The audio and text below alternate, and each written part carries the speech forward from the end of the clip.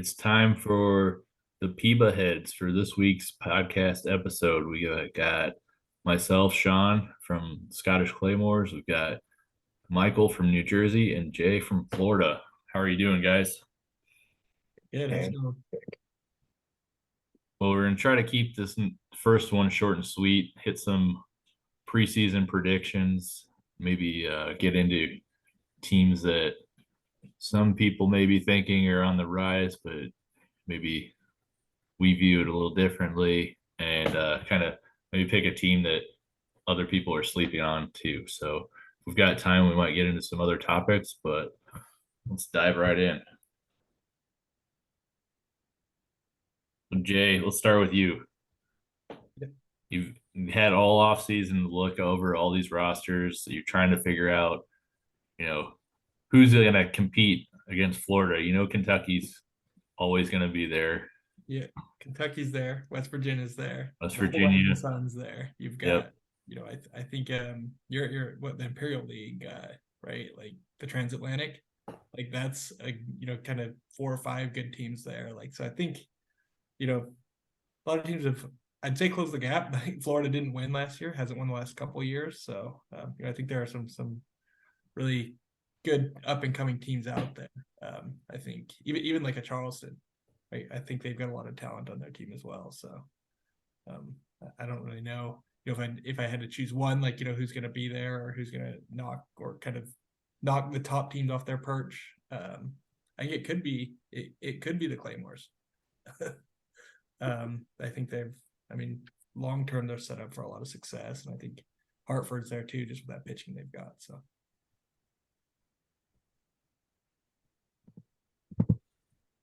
What about you, Michael? Last year New Jersey was the team that, heading into the season, people were like, okay, you had a good season the year before. We're bringing back a lot of the guys, and then things just kind of fell off the rails a bit. yeah, the wheels fell off. I'll be honest, I don't know what to think of this year. We lost Martinez, which is obviously a guy who puts up such numbers, 40 home runs, over 40 home runs, over 40 stolen bases. It's going to be a tough person to replace, but I couldn't keep going with that $48 million contract. I'm not expecting to surprise anyone this year. I'm expecting to sit a little bit over 500, some improvement. I'm hoping it'll be enough to overtake Hartford. I'd really, as well as they did last year, I really don't think that they have a team structure to really like wow or overtake anyone this year. They just, I can't see it with the hitting. The pitching, obviously, everyone can very obviously see the pitching. It's amazing. It's going to continue to be amazing. It's young. It's going to be here for a while, but the hitting to me is a bit lackluster. So I'm hoping I have enough to at least pass Hartford. Dixie, I think, is going to look pretty much the same. I mean, Charleston has a lot of talent coming up, but I don't know if they're ready to pull the trigger and start moving guys up. New Orleans and San Antonio, they're really kind of reshuffling, trying to figure things out, rebuild a bit. Transatlantic,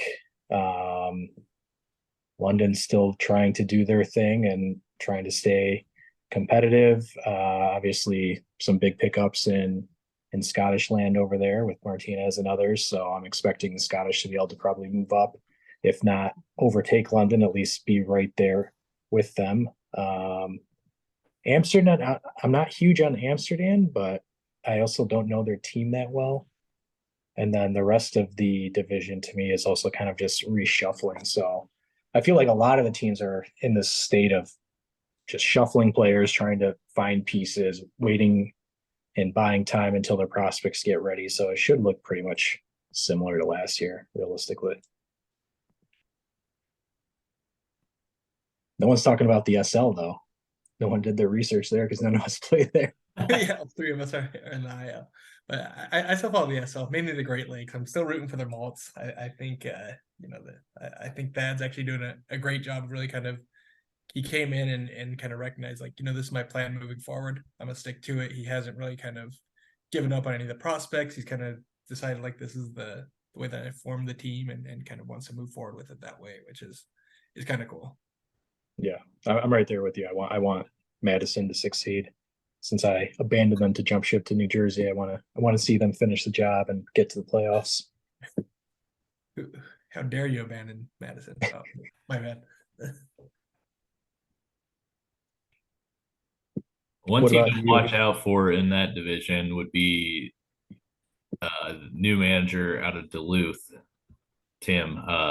He's got a lot of just OOTP experience in general, so it'll be interesting to see what he does moving forward and how aggressive that he gets, because I know once he gets his touch on that team, it'll be interesting to see. It'll be it'll at least 3 teams there battling out, and I know Crystal Lake has made some moves, and they're making moves that we'll get into later in the show, but more long term type moves. So it's definitely a division that is one of the most interesting, I would say. And it might not be interesting in that you're picking a World Series team or championship team coming out of that division, but 5 years down the road, we might be having a completely different conversation, because I know Fargo, you look at their prospects and their system, and they've got a ton of guys that are on the verge of making their PEBA debut. So that one's going to be interesting. And then, Desert Hills, you always have, it is that rotational year. So you've got Scott and Reno that is due, if we're going to go by what history tells us, he's due for a playoff appearance. So I do want to mention, though, Tempe, because the past few seasons they spent a lot of money, and I think this might be the highest I've seen them projected since I've been in the league. So they're 2 games behind Reno there, which would be right on the verge of the playoffs. So I think it's interesting. Tempe and Kalamazoo had the big trade for Tetsui. Yeah. So I'm interested to see how that shifted things, right? Like, I think Tempe was kind of loaded with pitching before, picked up now a good kind of two-way catcher there, and Kalamazoo, who's kind of aging, now has an ace for the top of their rotation for the next 5 to 10 years. So yeah, it will be interesting to see. Tempe has been loading up for the past probably 2 seasons. So, I mean, if you look at his team now, it's still got a lot of potential. A couple guys in the wings may be coming up soon, but I don't know. It's difficult. I know everyone on that side in the SL always keeps talking about the rising sun. But I'm just expecting the Wind Dancers to be there, the Ghosts to be there. The Avas, even though they missed finally this past season, they're going to find their way to retool and get back in there. I don't think Kevin's going to just dump everyone and start a rebuild. I've never seen him do that in this league, so I don't expect him to do that. and I think Okinawa, I mean, have maybe the best offense in the league, right? Yeah, right up there, yeah. It's got the potential for it. It's whether for him, I think it's the pitching, whether it's ready. Yeah. I mean, 4 of those teams are all trying real hard, and then throw in Reno and Tempe and the Desert Hills. Unfortunately, the Great Lakes still look like the weakest, but yeah, it should be a. I'm going to share quickly the in-game projections just to kind of show people the differences between what's being shown in Stats Lab versus in-game, but a little bit tighter there in the IL. You've got in the Seaboard, especially, like, looks like in Stats Lab, West Virginia running away, but in game right now, only 2 games back, which, yes, it's spring training and rosters aren't set. A lot of people do a lot of unique things with their rosters in spring training to get people playing time, so that could be part of this. But you also got Florida with the here you go, Jay, 118 wins for a season.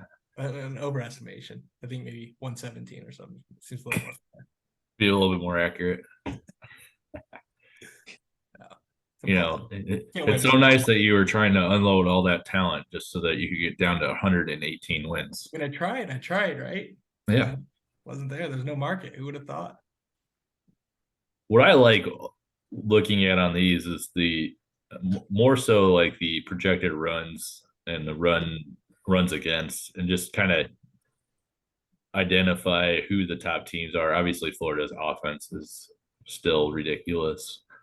There's a pretty big gap between yours, Jay, at the top there, 824. Let's see what other ones we got here. Tempe's at 7. Tempe's at 729. You got the Rising Sun, Toyoma, 773. There's the Avis, 767. And that's kind of a little bit of a, not a little bit, a large difference between Stats Lab projection to here. You've got the Avis in second place. And the Ghost falling off there. So it's always going to be interesting.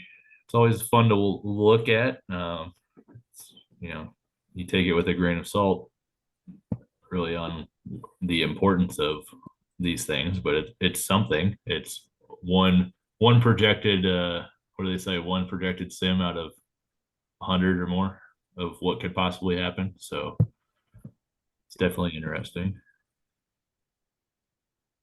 Is there one team that you think overperformed last year that you're just you know, thinking that maybe it was a one and done thing?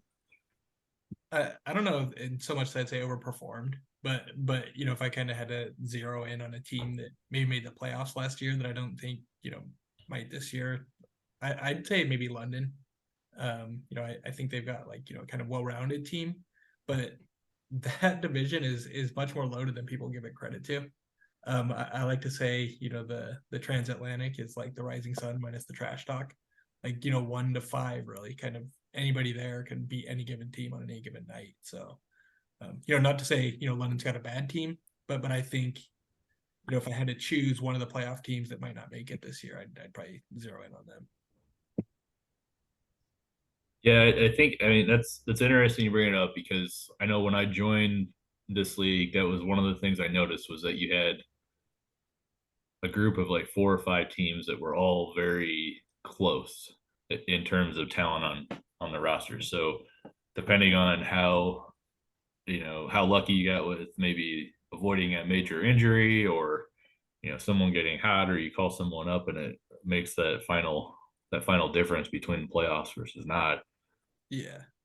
And, you know, London, London won the division last year, and then that was fine to me, because, you know, you look at it from, I try to view things more in what am I trying to do like 3 years from now versus in the here and now, because, you know, you try to make your team as competitive as you can, but you're also making moves for down the road. And heading into last year, I had made a couple moves that were future type moves, and not necessarily, I knew I was going to take a hit on my offense, and there's a possibility that London could take the division, and I was perfectly fine with it, because it's, I'm looking at the bigger picture. So it'll be interesting to see what happens this year, but they have a very talented team. But I think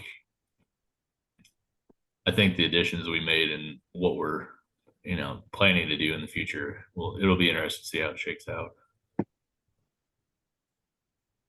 I was originally going to ask, are you regretting that move of Ramos? But I mean, you got Rodriguez back for him, so I think you're going to be okay. Yeah, the way I was looking at it was that, yeah, I would lose on the hitting side, but to acquire someone like Rodriguez and be paying him league minimum for another couple of years, and then having control for another 3 on top of that, I really wanted to just, I knew that I have hitters coming in my minor league system. So if I figured if I could fill some stopgaps with a couple free agents, fill those spots in the order, but then be able to lock down someone like Rodriguez that it was worth it. So yeah, definitely. I mean, Ramos was a big part of the success that we've had so far, but it's one of those things where it's like it's hard to pass up. I think it was a good trade for both teams though, because that's what the they were looking to try to get more offense, and they just that's their strategy. They broke some records last year, didn't they? For Yeah. offense? So I mean, they accomplished what they Accomplished what they're other than the winning part, the contending part. Well, they made the playoffs, right? Did she pull that up? Let's see. Okay, no. I thought they snuck in there, maybe not.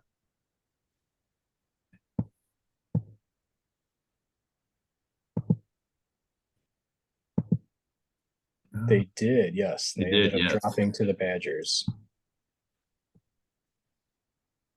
In the So, I mean, wild round. yeah, I know, on the surface it's like you have Rodriguez as a part of it, but they did get to where they hadn't been a playoff team. They made the playoffs, so they're set up to be competitive going forward. So yeah, right. Accomplish what they needed to.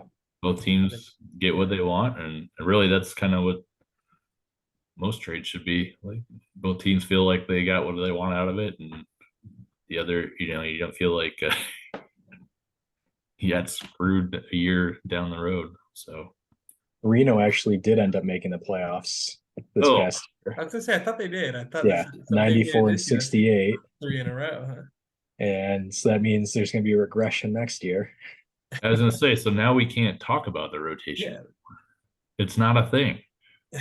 It's over. The curse is broken. I think Reno can beat. I think they can win that division though. I think they can beat Aurora this year.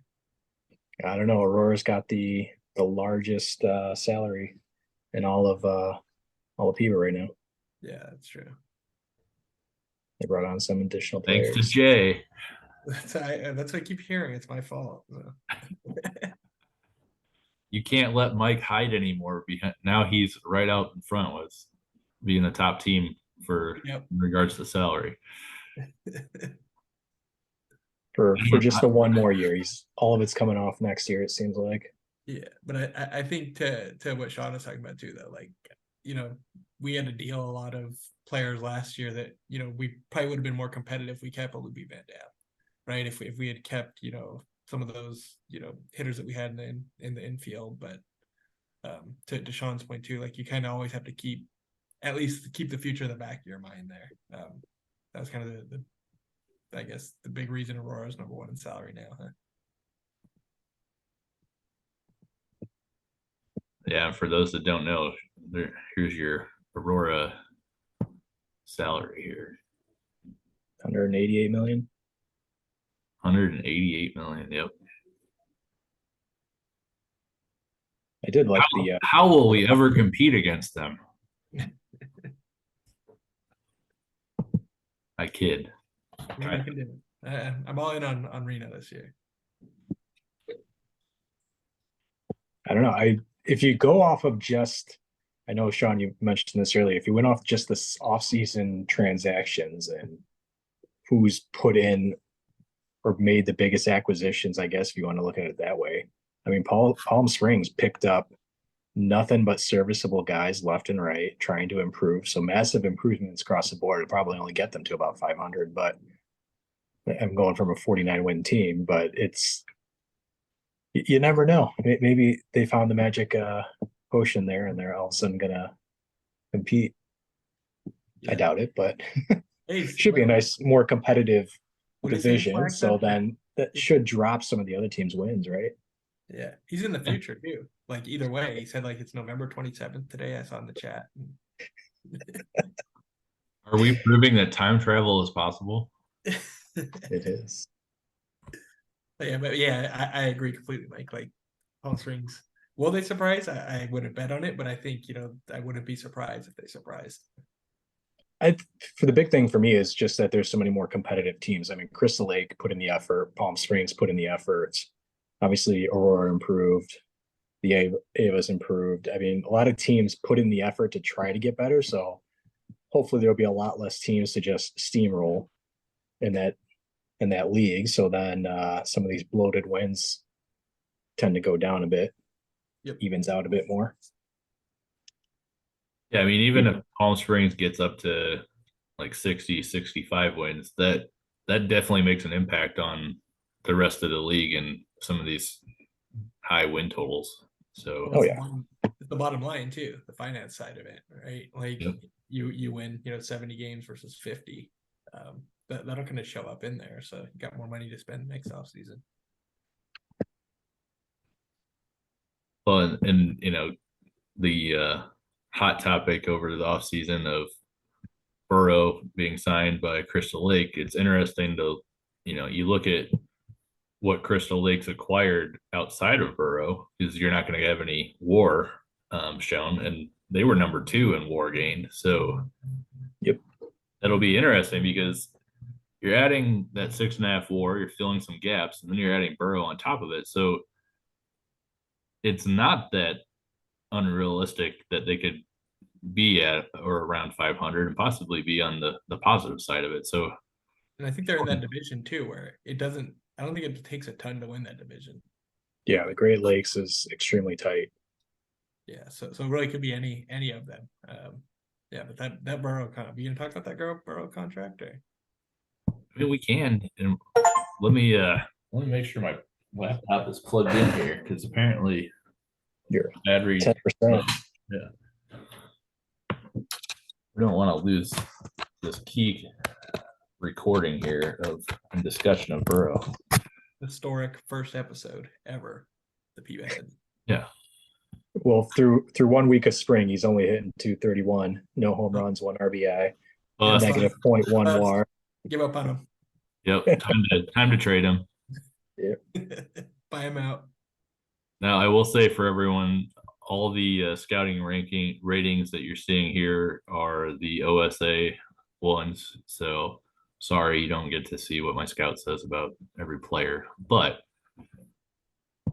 the key thing, I think most people would agree, there aren't too many players that come along that are the talent level of Burrough as free agents. So obviously, we knew that there was going to be an overpay to some extent. It's just where does that come? Where does the line get drawn where you get into the extreme? And the interesting part, I thought the most interesting, other than the total package, was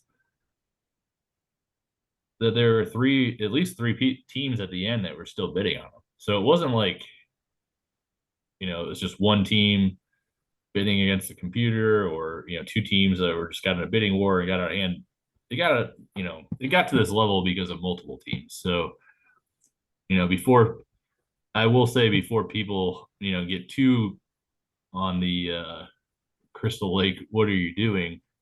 A bandwagon, like I admittedly, when you first saw it, I was like, wow, this is a lot of money for one player.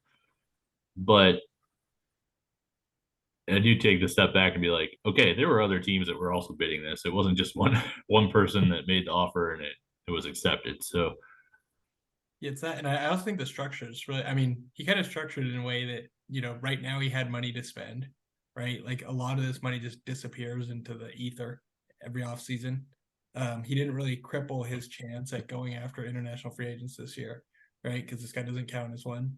And then when he gets to that age 28, 29 season, when he's hitting his prime, if they're there and they're ready to compete, you can put something around him. Now you've got that money. If you're not competing yet, you move him on. He's probably going to be in one of the top 6 to 7 center fielders. But with that said, I still think it's a massive, massive overpay. So I just understand the logic behind it. I think that's fair. I mean, it's everyone has, their valuation or what the max they would go on for a player. And then when someone goes past that, you kind of have that step back moment of, okay, is my valuation off, or is just someone going nuts? But it does make a little bit more sense. But I think it's a team specific thing. Like what makes sense for Crystal Lake might not make sense for Florida. 100%. I mean, I thought Martinez was a massive overpay in his last contract, Yeah. and this one is right up there. So the at least the big difference for me is Martinez was at the height of his career and still putting out the number. Obviously, you wish he would have put out more, but I mean, last season, like I said, 48 home runs, 40 stolen bases, put up almost, I think, over 20 WAR for the contract or life of that contract. And are you going to see the same thing out of Burrows? No, he's still got some growing to do. His contract's actually, I think, smaller overall. It's like 40 million smaller than what Martinez was paid. So I mean, you're saving some money, but you're not, like everyone's been saying so far, you're not going to expect him to go nuts this first year or two. You got to let him grow a little bit. Obviously, I think best things considered, you wish you could have gotten him for cheap, stored him in the minors, thrown him into winter ball, giving him a chance to grow quicker. But obviously, everyone needs a good center fielder. He looks like he's eventually going to be a very good center fielder. I don't have that kind of money to throw around, but I'm not gonna blame them if they have the money. What else are you gonna spend on? You probably could have spent it on 3 or 4 other guys, but if it's not going to make a difference this year, it's not that big of a deal. Yeah. Or I think the future asset, like part of it though, too, though. Right? You know, if he's an elite center fielder in 4 years and like you're not ready to compete, like you can turn that over a little bit versus, you know, signing a lot of these guys to, call it 15 to 20 million deals, right? Like sometimes it's a little bit harder to move. So oh yeah. I mean, 4 years into it, he's very tradable in a worst case scenario. Yep. Well, and then I also want to give RJ a chance to respond or to reply on kind of the thought process. We reached out to him and he was gracious enough to answer a couple questions. He said the move allows him to put his batter Sanu to DH this year, with him also filling in with Lima at third base on off days. It allows him to move a strong D and hit player with power and speed where they were lacking in center field. If and when Lima moves on, then Sanu goes back to his natural position at third base. Should probably pull up their lineup here so everyone can see this. But he basically said it came down to they needed speed and power to open up the offense to where he thinks it can go someday. And with Sanu moving back to the infield, it kind of helps stabilize that. So when it comes to the actual money that was given, it was a front loaded deal like we had talked about. It was essential for him to do that because when he's planning for years out, he's got the money now to do it. But he's got, a plan and wants to move out with some other moves. But it allowed him to spread the budget out well for him in the long term, where, like we said, he can either, if he has to trade the player later, then he can do so. But obviously the goal is to be competing and have a solid center fielder that you can build around.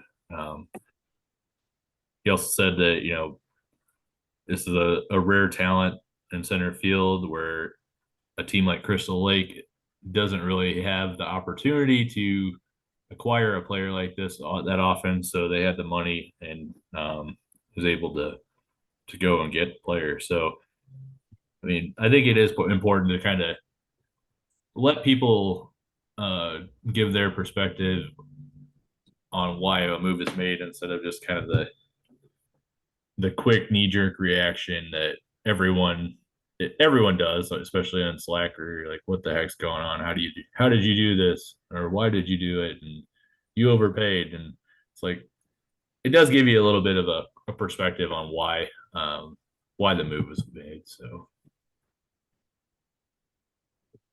all right, well, we're down to our last, let's see, about 6 minutes. So what topic do we want to close out with? Quick one. How about we go to Florida's no trades? Yeah. Let's turn it over to you, Jay. Florida's You know, no trades. you were all the time you were talking about how you're gonna move all these players and Dismantle redistribute the the wealth, and dynasty. you're We had them all up Bernie Sanders over there taking over Florida, and then nothing. we And you had got them all better. up. You didn't get Just worse, you got better. the market wasn't there, right? Like I actually, you know what? The market was there for Vito, and I thought I had a trade figured out, and I went back to it, and by then that Suzuki was in Kalamazoo. So you know, I you know did what I could, but you know, to get to the Slack chat as well, it's like, you know, how much do you give your dollar away for? 50 cents or 75? Or I just figured, you know, there are a lot of teams in the middle that we covered a lot. There are a lot of teams in competitive divisions where a player could, you know, not just elevate them to the playoffs, but also pull Florida down back inside. So I thought there'd be a market for it, but in the end, it kind of wasn't there. Yeah, I mean, you can't give them away for you weren't going to get a dollar for a dollar. Right. Yeah. And I wasn't expecting a dollar for a dollar. Right. But, you know, 75% of value back, I think is kind of realistic. But so many trades started with, okay, you can have anybody except. So, okay, like you want one of the 3 generational guys, but there's an exception attached to it. So, And I think originally what was you said you gave an example of other deals that were recently made that should have been like the template that was easy enough to follow for most teams, in my opinion. yeah, To try I think the something Pablo together. Garza deal with Okinawa was one where it was, you know, kind of obviously, you know, Gordon Knopp's a little bit better than Pablo Garza, but you know, like if somebody had come with a package like Matt Reed had come with, I think I would have moved Knopp for something like that, but it just wasn't out there. And that was, you know, a first round, I think a first, second, third, a couple prospects, you know, no elite top of the line guys, but you know, it was just not there. Wild. I was for sure thinking at least Vito was going to move. Yeah, the Vito deal, I think I was really close. And then I went back to him and it was just, I think maybe a day or two late. And, you know. Do you think That's sometimes Vito all it gets like nerfed by the game a bit?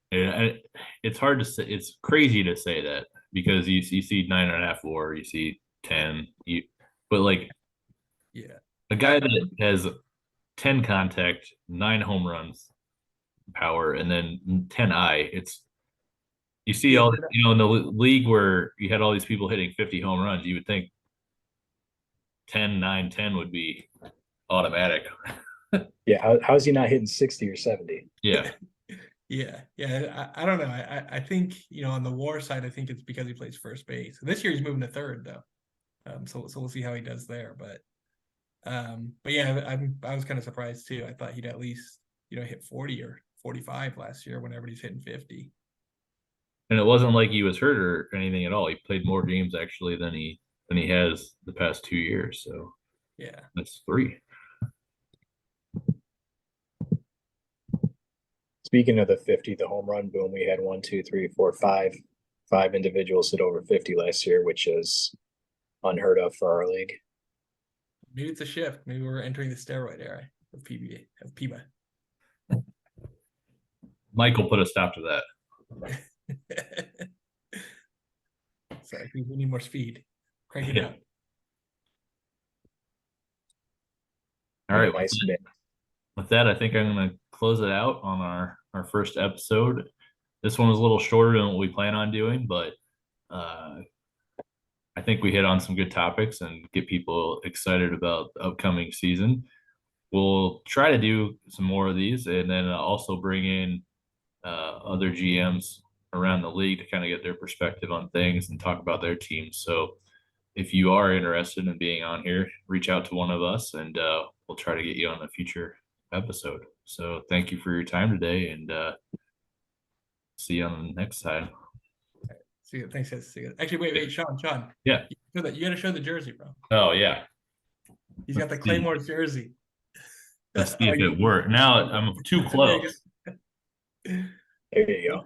We gotta get more gear in this league. So yeah, I need to get a cap. That's what I need. Multiple caps. I think RJ's got some stuff too. some sand nats merch I or was something. gonna say, If anyone has a good place that can do the logo well, I need Madison, I need New Jersey, the new and the old. I want to get some gear. I can hook you up on that. We'll talk. Yeah, hook me up too. Yeah, we just need the actual a good logo file, and then I can Oh. hook you up.